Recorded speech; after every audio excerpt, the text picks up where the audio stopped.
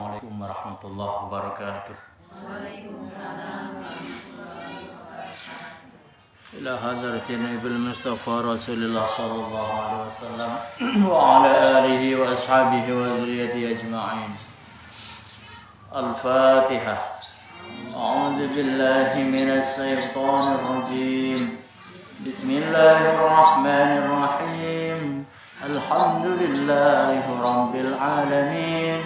Ar-Rahmanir Rahim. Maliki yaumiddin. Iyyaka na'budu wa iyyaka nasta'in. Ihdinas siratal mustaqim. Siratal ladzina an'amta 'alaihim ghairil maghdubi 'alaihim waladdallin. Amin ya rabbal alamin. Alhamdulillah. Alhamdulillah. Sehat semuanya, Bu?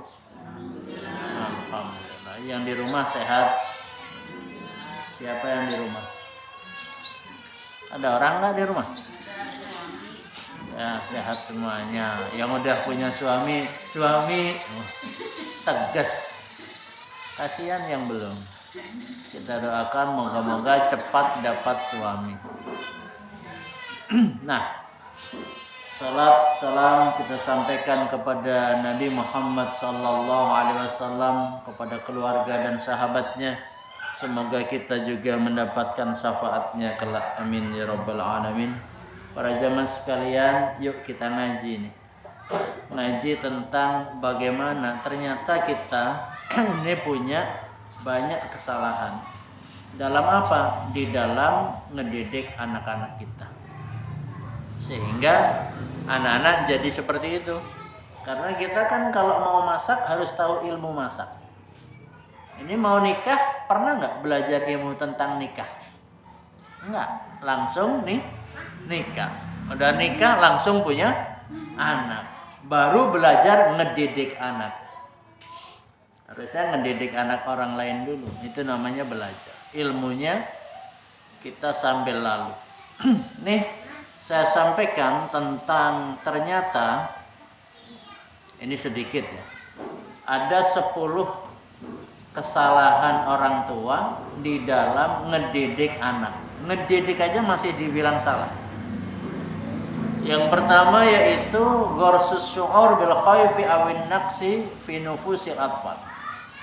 Banyak orang tua menanamkan rasa takut dan ngerasa kurang di dalam diri anak-anak.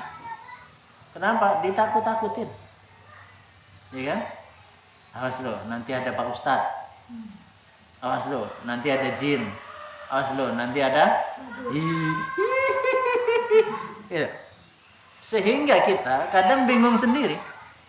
Kenapa bingung? Anak kita jadi penakut.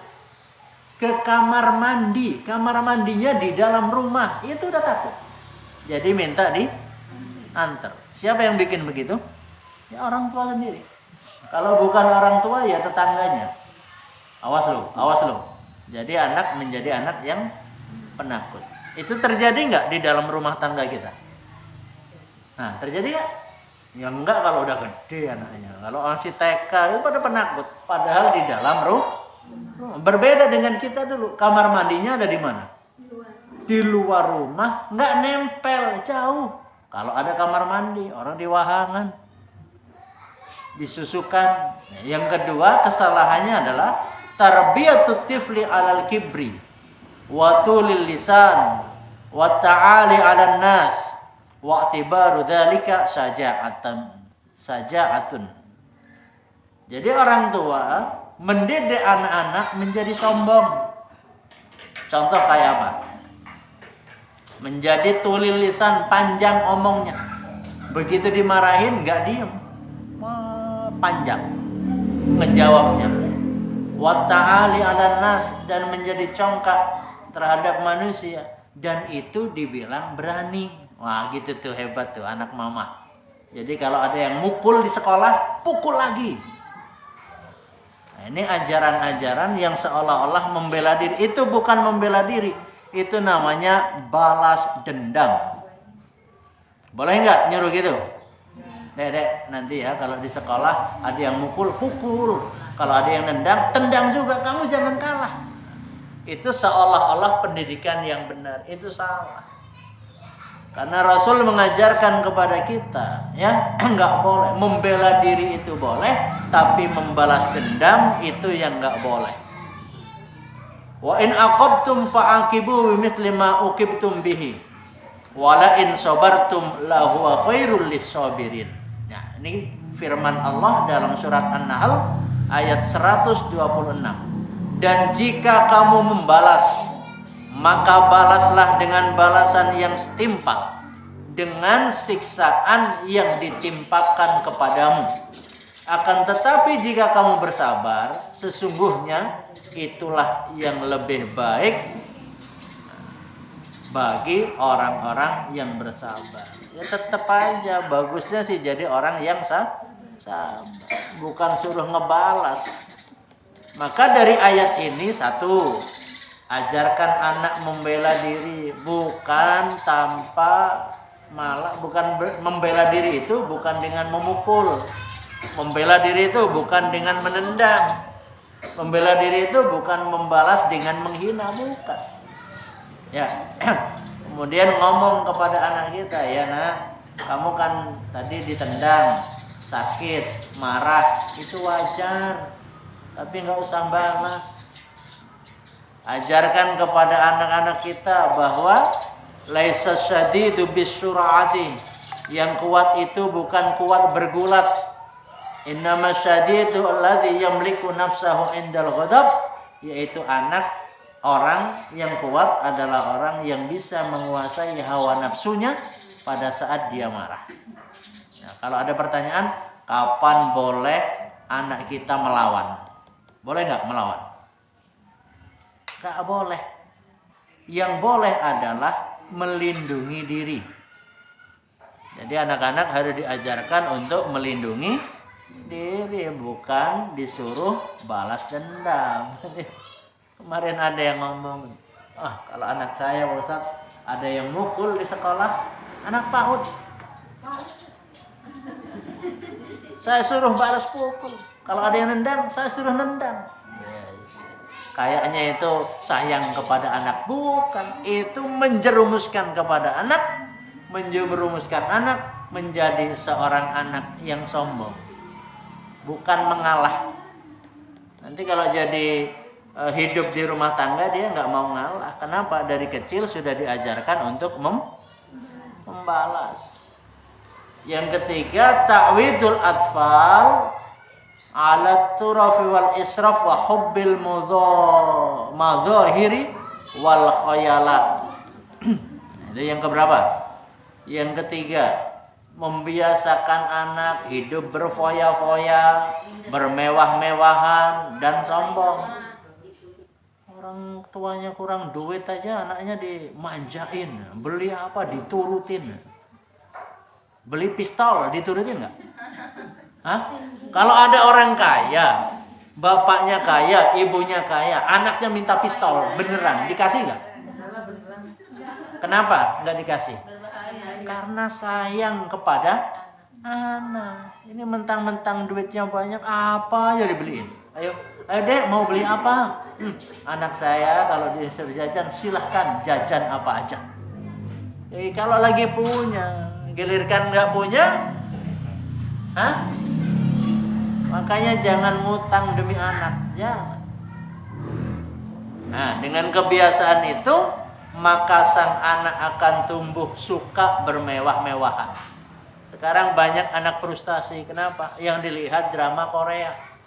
Tampilannya orang-orang kota. Lu kita di kampung suka yang ditonton drama Korea. Pengen naik mobil mewah, dari mana asalnya? Yang dilihat kayak gitu, ya. Diajak orang tuanya silaturahim, nggak mau. Kenapa? Naik motor. Kan harusnya kan diajarkan bersyukur, punyanya motor, ya ayo kita naik motor. Nanti kalau udah punya mobil naik. Ini orang belum waktunya punya mobil, maksain beli mobil, giliran beli mobil pusing. Kenapa? Bayar pajak. Ya. Ibu pernah bayar pajak mobil kan? Hah? Yang punya tanah coba, ayo bayar pajak tanah. Nah, ibu pernah bayar pajak tanah? Pernah, pajak rumah. Tapi pajak pekerjaan pernah nggak? Hah? Pernah, itu Bu Ines. Bu Tiani pernah bayar pajak pekerjaan, bayar pajak penghasilan. Karena penghasilannya dari negara. Tapi kalau dari bos yang di rumah tangga itu ya enggak. Yang ketiga, yang keempat adalah talbiyatu jami'i talabati tifli duna nadrin fi maslahatiha aw darariha. Selalu memenuhi permintaan anak tanpa melihat maslahat dan bahayanya. Tadi udah dicontohkan tuh. Kalau kaya anak minta pistol dikasih gak?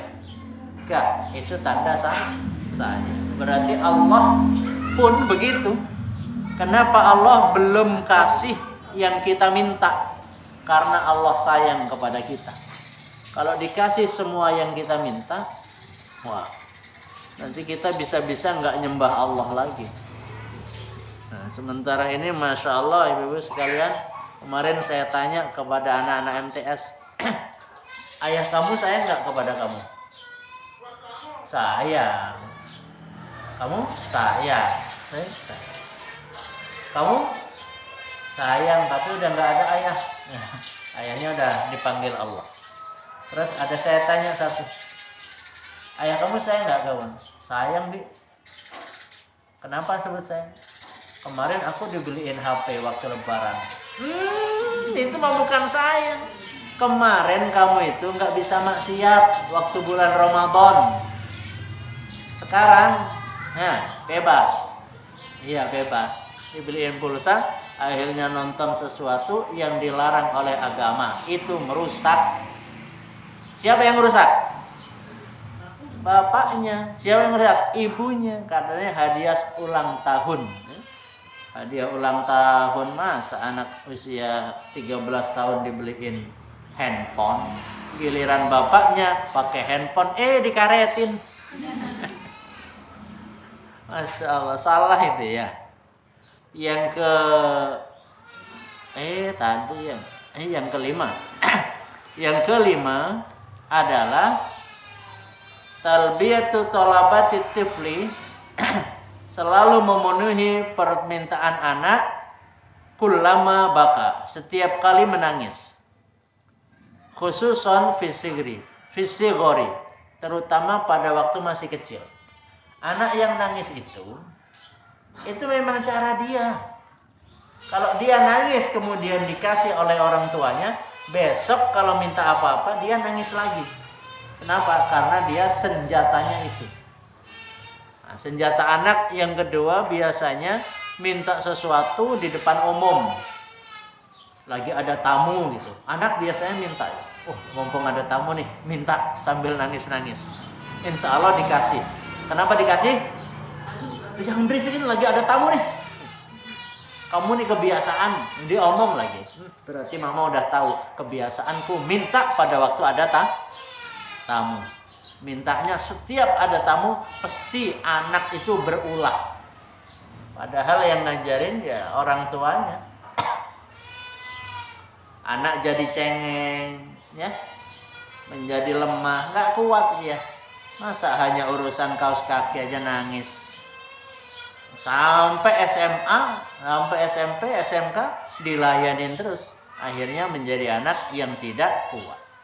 Yang keenam adalah asyiddatu wal qaswatu fi muamalatil atfal fawqa haddil i'tidal. Kesalahan orang tua yang nomor 6 adalah terlalu keras dan terlalu kaku dalam menghadapi mereka. Mereka itu anak-anak, melebihi batas kewajaran. Contoh, memukul anak hingga memar sampai biru, memarahin anak dengan bentakan dan cacian. Coba kalau dibilang anak kita dibilang apa? Dasar terong. Nah, itu anak siapa? Anak terong. Bapaknya terong, emaknya terong. Terong basi lagi. Nah, itu ya. Jadi nggak boleh terlalu keras. Karena kita sendiri nggak mau dikerasin. Jadi kelihatan anak-anak yang ngaji atau anak-anak yang sekolah, anak-anak yang ngaji, kenapa susah diatur? Kok yang susah nggak semuanya gitu? Ada yang mudah diatur, lihat aja orang tuanya gimana. Cara bicara ke anak, cara bicara ke temannya, ke tetangganya, itu semua ketahuan. Ya. Belum ditanya lagi dari mana itu rezekinya. Waduh. Jadi kalau anak pengen pinter ngaji, rezekinya itu kudu halal. Halalan thayyibah. Yang ketujuh, al-bukhlu 'alal atfal wa taqsiru fi talbiyati ihtiyajatihim al-masyru'ah. Yang ketujuh, kesalahan orang tua terlalu pelit kepada anak, melebihi batas kewajaran. Pelit banget, buat anaknya pelit. Ada? Hadir gak? Ada. Hadir gak? Nah itu. Kalau nggak hadir besok suruh hadir. Insya Allah yang hadir udah tobat. Terlalu pelit. Jadi anak itu namanya anak, kasih duit lah buat jajan. Ya. Tapi jangan kegedean. Saya tanya pada gede-gede ngasihnya. Anak SD dikasih sehari 15.000. Ya, kalau anaknya 5 hitung berapa? Nih, anaknya cuma satu-satunya. Karena kalau ada anak lagi kan repot. Karena anak yang begitu itu akhirnya nanti anaknya ya, yang orang tuanya biasa pelit, lihat. Kalau ada anak, ibu lihat anak. Kalau ada makanan belum ditawarin dia minta. Nah, ambilin itu dong. Belum ditawarin. Itu tanda-tanda ibunya pelit. Main di rumah orang, yang dilihat diincer tuh. Nggak berani ngomong, tapi matanya itu melototin makanan. Itu berarti tanda ibunya pelit. Nah, saya nggak pelit, iya. Lihat aja begitu. Nah, kalau ibunya pelit untuk memenuhi kebutuhan anaknya, maka yang terjadi nanti anaknya itu senang mencuri. Ukurannya makanan lah. Anak ibu kalau di rumah orang seneng nggak? Ada orang anaknya semuanya dibeliin, dipenuhin, ditaruh kulkas penuh. Akhirnya anaknya nggak boleh jajan. Apakah bagus? Karena wajarnya manusia adalah bergaul. Kalau ada orang dewasa kok tidak mau main ke rumah tetangganya dengan alasan apapun, saya kalau gaul banyak gosip, ya kan? Ya udah gaul, tapi jangan ikut ngegosip. Barangkali kita bergaul, orang-orang jadi sungkan ngomongin orang lain, nggak gosip. Itu kita kan berdakwah. Ini mah pengen selamat sendiri, akhirnya nggak gaul. Suruh ke pengajian juga nggak mau. Kenapa? Karena habis pengajian biasanya ngomongin orang. Ya itu kan nggak semua. Ada, tapi nggak semua. Daripada ngomongin orang, ngaji kagak. Lebih baik ngaji walaupun ngomong. Ya mau pilih Buminah lebih baik ngaji dan tidak ngomong. Nah, jadi pelit tidak boleh terlalu pelit. Kasihlah. Yang kedelapan, adamu idharil hanan warahmati lahum hatta yab'adu 'anil 'atifah kharijal bait. Nah, ini kesalahan orang tua. Yang kedelapan, tidak mengasihi dan tidak menyayangi anak. Ibu sayang nggak sih ke anak? Kenapa dicubit? Hah? Loh, cubit itu tanda sayang apa bukan? Emang semua orang tua nyubitin anak kalau sayang? Emang Rasulullah nyuruh kalau kamu sayang kepada anakmu, cubit dia? Apakah gitu? Terus ibu itu cari pendidikan dengan cara siapa? Kan ngaku umat Nabi Muhammad Sallallahu Alaihi Wasallam, tapi nggak bisa ngerem, ilmunya nggak tahu. Padahal kalau anak-anak bandel udah, emaknya diem aja, nggak kuat, ya latihan, nggak bisa diem, pengennya ngomong. Makanya kebanyakan wanita yang pendiam akhirnya sakit. Tanya Bu Enes, diem ini sakit. Makanya kalau di pengajian diem, itu alhamdulillah, biasanya bukan sakit tapi ngantuk. Senengnya mojok kalau di kelas, nggak mau gaul dengan temennya, itu berarti dia sakit. Nggak nyaman bergaul dengan tetangga, nggak nyaman bergaul dengan teman sebayanya. Itu yang bahaya. Jadi ibu-ibu bergaullah. Namanya ibu-ibu ya gaulnya dengan ibu-ibu. Masa ibu-ibu gaul dengan bapak-bapak? Nanti jadi bapak-bapak kedua di rumah. Nah, kemudian anak yang tidak dikasihi, yang tidak disayangi oleh orang tuanya, ini membuat mereka mencari kasih sayang di luar rumah. Kenapa? Bapaknya nggak pernah ngajak naik motor, ibunya nggak bisa naik motor, akhirnya anaknya naik motor dengan cowok tetangga. Itu kenapa terjadi kayak gitu?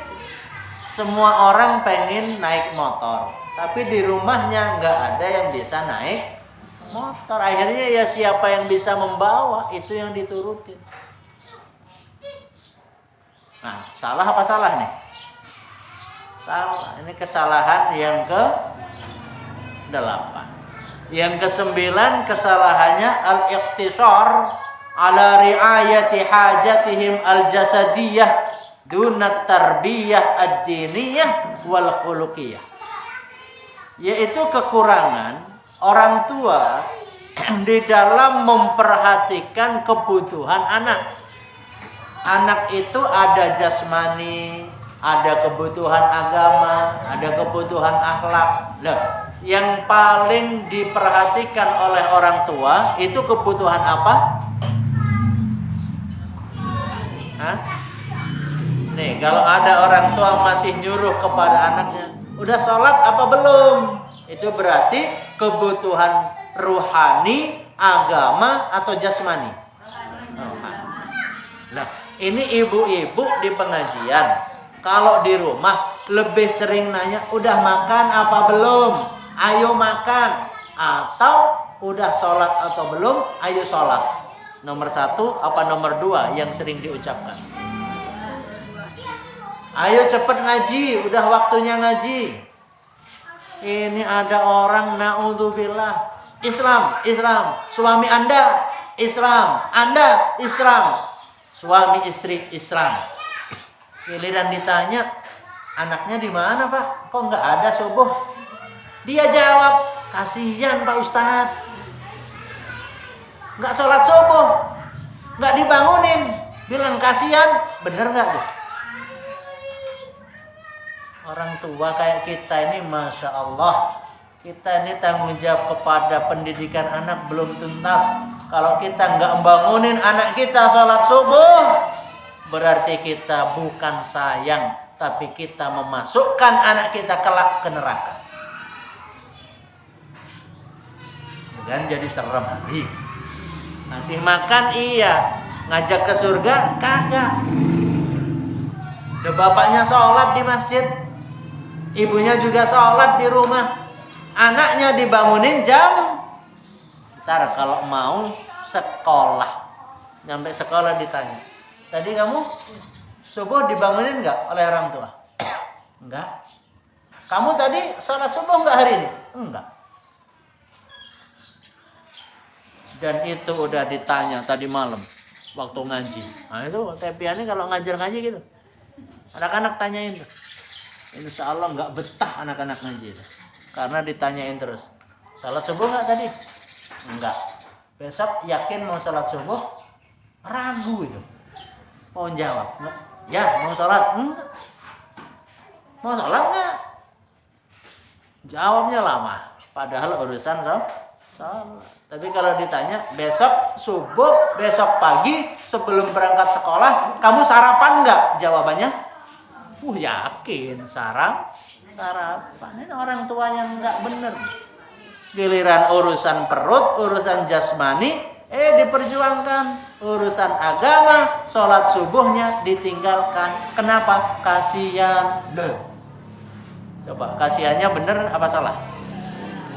Jangan-jangan kita nih udah rajin ngaji, ternyata anaknya dibawa ke neraka. Na'udzubillah.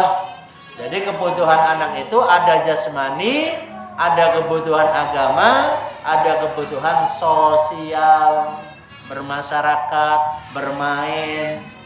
Kalau bermain suruh pulang suruh apa?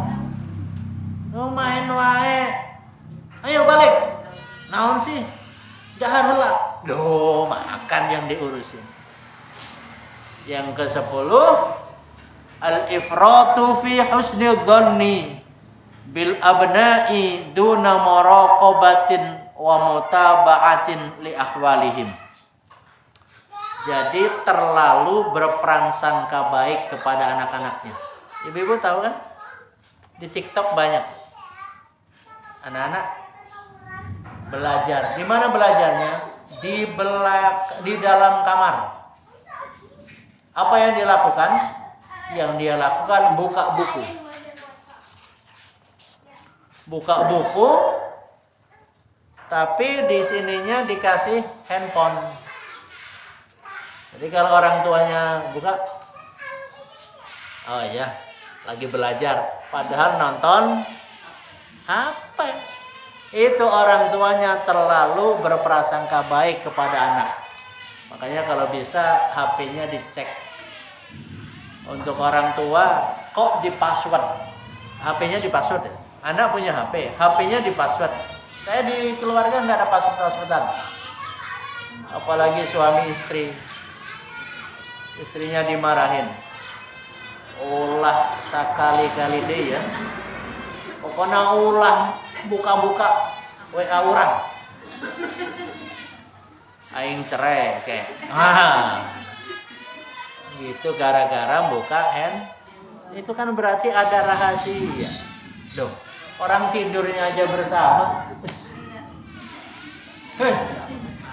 Tidur bersama, hidup satu rumah bersama. Waktu nikah juga. Waktu nikah bersama nggak? Iya. Giliran handphone kok masing-masing. Ini jangan masing-masing.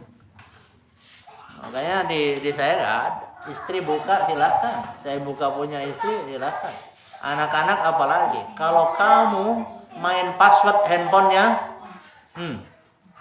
dihukum 2 hari, nggak boleh pegang handphone. Itu yang kecil-kecil yang di rumah. Habis maghrib sampai isya haram pegang handphone. Bapak ibunya pegang. Ini masalah nih. Jadi anaknya suruh ngaji, bapak ibunya main handphone. Udah ngaji. Kalau lagi anak-anaknya pergi ngaji dari rumah, berangkat ngaji, sudah bapak ibunya berhenti. Kalau mau berhenti ba'da isya, ya udah ba'da isya. Pokoknya ada waktu jeda yang kita ini berjuang, berkorban, mengorbankan waktu, mengorbankan perasaan, menjauhi handphone. Harus ada. Doain anak-anaknya tiap hari, bacakan Fatihah. Mudah-mudahan Allah jadikan anak-anak yang soleh-soleha. Mudah-mudahan Allah jaga ya anak-anak kita dari maksiat dan dosa. Itu permohonan kita kepada Allah. Dan semoga sukses dunia akhirat. Amin ya rabbal. Itu ibu sekalian, silakan kalau mau ada pertanyaan.